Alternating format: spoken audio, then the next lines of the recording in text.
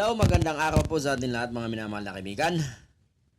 Pag-usapan po natin itong kauna-una ang resolusyon ngayong 20 Congress nitong si Bato de la Rosa. At sabagay, ito yung mga pinangako niya sa mga DDS. Pinangako niyang papatayin niya ang impeachment trial kay Vice President Sara Duterte, na siya namang binoto ng 20 milyones na Pilipinong unggoy. So ito na, nagsimula na. Panoorin natin. Ang resolusyon para mapasura sa Senado ang impeachment case laban kay VP Sara Duterte. Pero ayon kay Senate President Chis Escudero, wala pang bigat ang resolusyon hanggat hindi pa naihahain sa Senado. Nasa frontline na balitang yan, si Mean Los. Nung una, nagmaang-maangan pa si Senator Bato de la Rosa tungkol sa kumakalat na resolusyon sa Senado para tuluyan ang ibasura ang impeachment case laban kay Vice President Sara Duterte. Sabi pa ni Bato, pero nang tumagal-tagal, kumanta rin siya at inaming sa opisina niya raw mismo nang galing ang resolusyon. Galing yun. Galing sa office.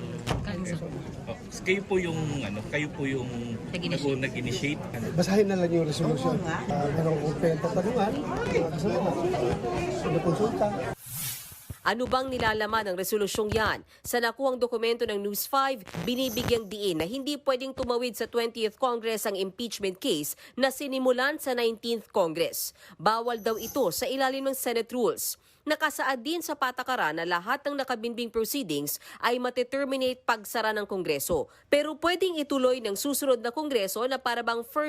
Hindi naman batas yan eh. Kung kiningin ng Bato de la Rosa, hindi naman batas yan na pagdating ng 20 Congress tapos na eh. Hindi naman panukalang batas yan. Impeachment yan, gunggong. Huwag mong gaguhin ng mga Pilipinong tangang bumoto sa'yo. Stupid. First time inilatag ang proceedings.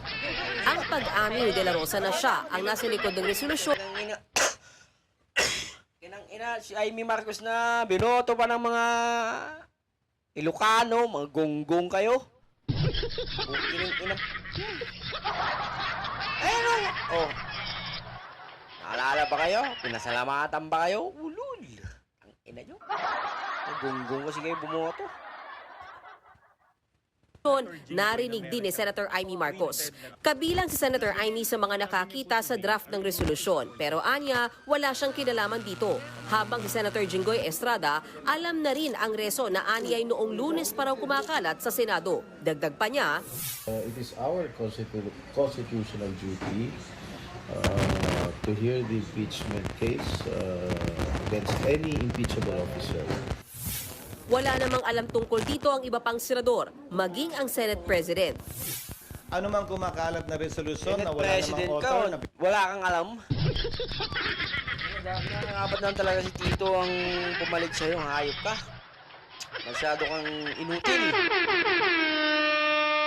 pinakita lamang din sa akin ng media, ay ika nga, mere scrap of paper, unless may mag-file niyan. Wala pa akong nakikita ganun.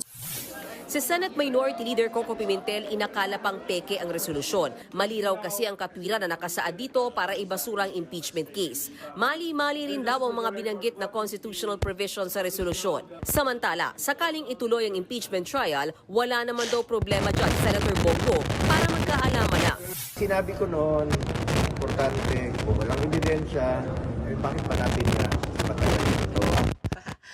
Ang ina! Ko alam kung gumagana ka bang hayop.